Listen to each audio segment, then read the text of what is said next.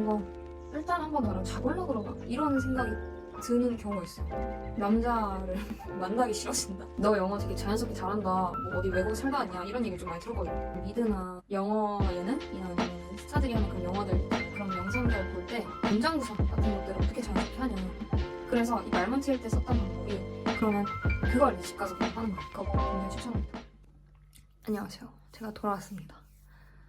오늘 친구 만났다가 ESN이라고 학생기구에서 하는 행사를 갔다가 이제 돌아왔는데요. 재미가 없었네요. 너무 피곤해요. 재미가 없었다는 건?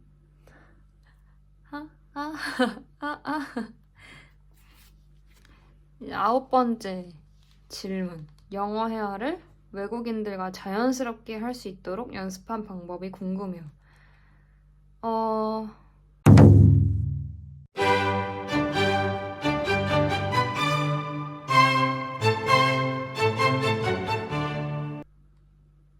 자연스럽게 할 수 있다라는 게 발음을 좋게 한다든지 뭐 그런 걸 얘기를 하는 건지, 아니면은 문장 구사를 잘한다는 건지, 어떤 의미인지 잘 모르겠지만 그냥 두 가지 다 얘기를 해볼게요. 첫 번째, 일단 발음이나 뭔가 제스처 같은 거 있잖아요. 억양 같은 거. 그런 건 사실 저도 아직은 좀 부족하다고 생각하긴 하는데, 근데 외국인 친구들이 되게 칭찬을 많이 해주거든요.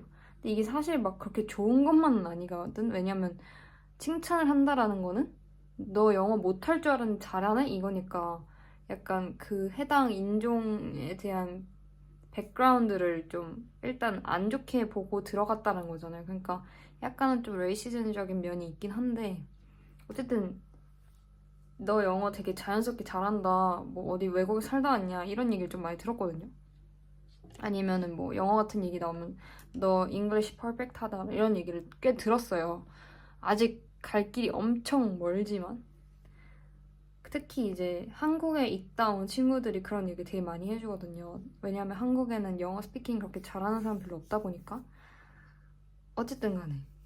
그래서 들어보면 이제 어느 정도 좀 자연스럽게 잘한다라는 거죠. 그런 이제 제 입장에서 말을 해보자면, 저는 그냥 미드나 영어 예능이나 아니면 스타들이 하는 그런 영화들 있잖아요. 그런 영상들 볼 때 그냥 걔네들 하는 거를 그냥 최대한 성대모사 하듯이 따라하려고 해요.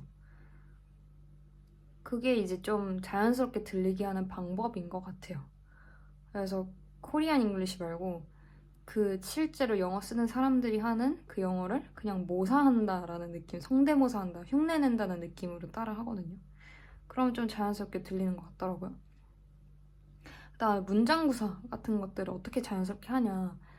일단은 지금은 그래도 그 미리 준비하거나 그런 게 필요 없긴 한데, 처음 말문 틀 때 제 머릿속에는 아카데미 잉글리시밖에 없고, 아카데미 잉글리시만 배워왔던 사람한테 프랙티컬 잉글리시는 굉장히 어렵다라는 거죠. 그래서 말문이 안 트이는 거란 말이야. 그래서 이 말문 트일 때 썼던 방법이, 일단 친구를 만나기 전에 걔랑 할 것 같은 대화 주제에서 내가 말할 만한 그런 이야기들을 미리 영어 표현들을 썼어요. 써서 머리에 익혀서 들어갔어요. 친구를 만나기 전에 친구랑 이런 주제로 얘기를 할 것 같다 하는 그런 말들을 미리 영어로 쉬운 단어들로 표현하는 방법을 익혀서 갔어요. 그러니까 미리 대본을 써가지고 머릿속에 넣고 간 거지.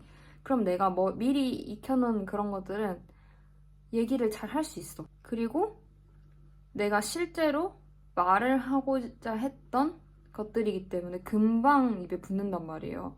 그러니까 뭐 그냥 랜덤하게 책 펴가지고 수동적으로 배우는 것보다 내가 표현하고 싶은 말들을 배우는 게 훨씬 더 효과적이란 말이에요. 이거는 약간 다른 사람들 다 그렇게 얘기하는데, 그래서 그러니까 말문을 잘 트이게 하는 그런 방법은 내가 말하고 싶은 말을 미리 공부해 가서 직접 써라. 근데 이제 내가 준비해간 범위 안에서 모든 말이 다 나오진 않을 거 아니에요.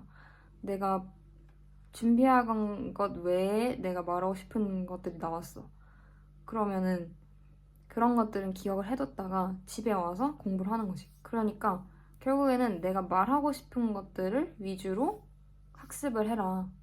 그리고 실제로 친구를 만나기 전에 연습해서 가서 써보고. 그럼 실제로 또 써보면 더 효과가 더 좋단 말이에요. 그런 식으로 하는 거를 추천드려요. 저는 실제로 그렇게 해가지고 영어 많이 늘었거든요. 초반에. 10번. 평소에 자주 사용한 영어 스피킹 공부법이 궁금해요. 겸님만의 꿀팁까지 궁금해요. 라고 했는데 이거는 초반이랑 이제 좀 어느 정도 내가 말하고 싶은 바의 70% 정도는 영어로 다 표현할 수 있는 지금 현재 방법을 약간 나눠서 얘기를 해보자면 초반에 말문 트일 때는 아까 앞에서 말을 했다시피 친구를 만나기 전에 아, 나 왠지 이런 얘기 할 것 같아 하는 것들을 미리 공부를 해갔어요. 그 다음에 가서 말 못한 것들은 다시 돌아와가지고 학습하고 그런 것들 계속 반복하다 보니까 겹치는 표현들이 굉장히 많고요. 왜냐면 실생활에서 쓰는 문장들이 그렇게 많지 않기 때문에. 그래서 그런 것들 때문에 좀 굉장히 많이 말문이 트였어요. 그리고 나서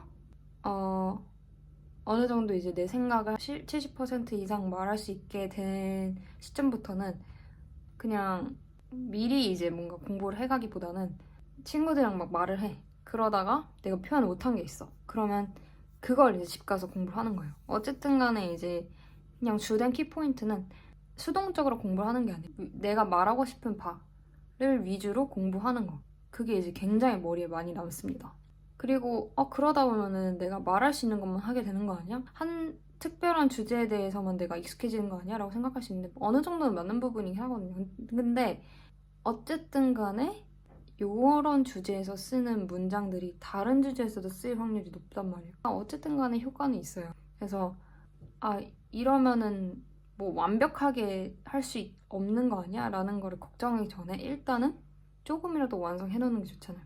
완벽을 바라지 말고 일단은 요만큼이라도 해놓을 수 있도록 만드는 게 그게 중요한 거예요. 그러니까 그 방법을 저는 추천드립니다. 그리고 저는 또 개인적으로는 케이크라는 앱을 이용을 하고 있거든요. 그게 이제 영어 회화 어플이거든요. 저는 이 앱을 굉장히 좋아하는데 그 이유가 뭐냐면 그냥 막 수동적으로 뭔가를 배우고 아무것도 모르는 상태에서 맨땅에 헤딩하는 게 아니라 내가 말하고 싶은 주제에 대해서 내가 배우고 싶은 표현들을 직접 찾아서 배울 수 있단 말이야. 그러니까 제가 계속 강조하는 게 뭐예요? 내가 실생활에서 말하고 싶은 바, 내가 실생활에서 말할 법한 것들을 위주로 공부를 하면은 머리에 많이 남는다라고 했죠. 그거를 실현할 수 있는 게 케이크 어플이에요. 물론 이제 그거는 회화보단 약간 표현 익히는데 조금 더 치중이 되어 있는 거라서 배우고 실제로 여러분들이 쓰는 연습은 의식적으로 하셔야 되긴 하는데 저는 그 어플로 진짜 도움 많이 받았거든요. 그래서 케이크 어플 굉장히 추천합니다. 그다음에 11번. 사람과 사람이 만나서 대화하는 방식에서 독일과 대한민국 얼마나 다른지 궁금해요. 사실 제가 독일인 친구가 그렇게 많진 않은데 뭐 바나 이제 클럽 같은 데서 독일인 사람들을 몇 번 만나서 대화를 해봤거든요. 근데 굉장히 다른 점은 한국 사람들은 예의상 아니면 배려상 좀 직설적으로 얘기하기보단 돌려서 얘기하잖아. 얘네들 진짜 직설적이야. 아니면 아니라고 no 이렇게 얘기하고 그럼 맞으면 맞다고 yes라고 하고 돌려서 얘기하면은 그 뜻인 줄 알아. 그 약간 하이 컨텍스트가 아니에요. 그냥 있는 그대로야. 그래서 그런 것들이 좀 차이가 있는 것 같아요. 아무튼 간에 얘네들은 직설적이고 돌려 말하면은 그 밑에 있는 속뜻이 뭔지 모르기 때문에 독일인들이랑 얘기할 때는 돌려 말을 마세요. 그냥 아니면 아니라고 얘기하고 맞으면 맞다고 얘기를 하세요. 뭐 그거 말고는 딱히 떠오르는 게 없어서 이런 것들은 나중에 좀 독일 짬이 차면은 나중에 좀 보강을 하겠습니다. 앞머리가. 그다음에 12번째 질문. 외국에서 친구 사귀는 법? 이건 솔직히 한국이랑 똑같은데 그냥 한국에서 친구 사귀도 어떻게 해요? 먼저 다가가잖아요. 이거 똑같아요. 그냥 다가가서 친해지자 하면 되는데 조금 더 쉽게 친해지는 방법은 뭐냐? 그냥 행사를 많이 가세요. 근데 솔직히 한국 똑같잖아요. 행사 동아리 참여, 뭐 무슨 총회 참여, 무슨 술자리 참여 이런 거 하면 사람들이랑 많이 친해지잖아요. 여기도 똑같아. 친구 사귀고 싶으면은 행사를 가라. 그리고 가서 먼저 말을 걸어라. 강의실에서도 똑같아요. 친구 사귀고 싶으면 먼저 가서 옆자리 앉거나 뒷자리 앉거나 해가지고 말을 거세요. 그러면 금방 사귈 수 있습니다. 근데 이제 저는 행사 가는 걸 굉장히 추천하는데, 왜냐면 거기는 애초에 이제 목적 자체가 난 사람 만나러 가는 거잖아요. 그러니까 애들이 조금 더 오픈돼 있어. 그래서 거기서 만나는 걸 굉장히 추천해요. 그래서 행사를 자주 나가라. 13번, 도움이 되는 마음가짐. 친구도 잘 사귀고 너무 잘 생활하고 계셔서 궁금해요. 도움이 되는 마음가짐. 잘 생활하고 있나요, 제가? 도움이 되는 마음가짐. 그냥 내가 여기에 왜 왔는가를 계속 새기는 거예요. 저 같은 경우는 다양한 경험을 하고 견문을 넓히고 언어를 개발하고 싶다인 거잖아요.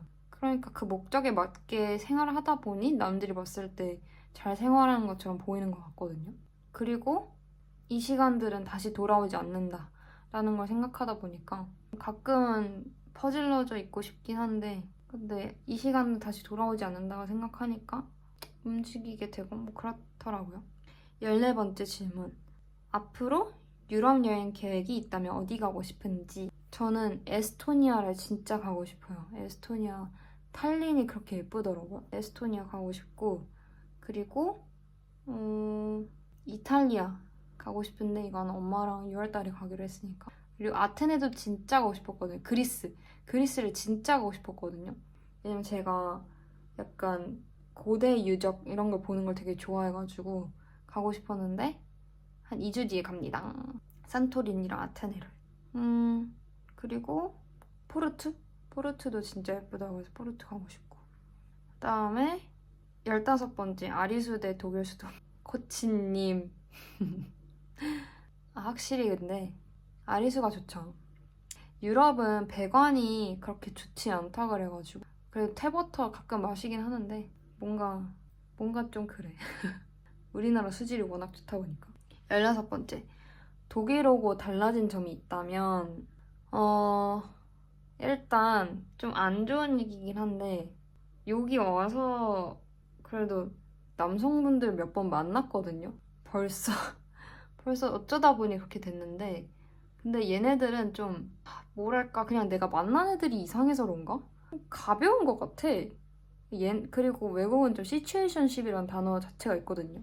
그러니까 얘는 이게 뭐냐면 할 거 다 하는데 사귀진 않는 거야. 그리고 얘네들 자체 애초에 사귀기 전에 할 거 다 해보고 뭐 시간 계속 지내면서 한 몇 달 지내봤다가 괜찮은 것 같아. 그럼 얘네 여자친구하고 그냥 소개하는 거야. 우린 사귀자 이런 거 말도 없이. 애초에 그런 문화 배경이 있다 보니까 뭔가 일단 한번 나랑 자볼라 그러나 이런 생각이 드는 경우가 있어요. 그래서 약간 좀 남자를 만나기 싫어진다? 그게 약간 달라진 점인 것 같아요. 그냥 근데 왠지 그냥 여기 와서 이상한 사람들을 너무 많이 만나서 그런 것 같아. 이건 그냥 내 인복이 없었던 걸로. 어쨌든 간에 좀 한 두세 번의 경험을 통해 왠지 남자 만나기 싫다라는, 연애하기 싫어진다라는 그런 생각이 들어졌다. 그리고 또 달라진 점은, 한국에서는 막 인사할 때 허그 안 하잖아요. 근데 진짜 여기 오고 나서부터는 남녀 상관없이 그냥 인사하자마자 바로 허그 갈깁니다. 그런 것들 좀 달라졌다. 그리고 나이 신경을 하나도 안 쓴다. 왜냐하면 여기는 존댓말 그런 문화가 없다 보니까 굳이 나이를 물어볼 필요가 없거든요. 그래서 나이가 안 궁금해지더라고요. 그런 것들도 좀 달라진 점인 것 같아요. 그래서 여기까지 교환 학생 관련된 Q&A를 진행해봤는데 도움이 될런지 모르겠습니다. 조금이나마 궁금증 해소에 도움이 됐길 바라며 이만 마치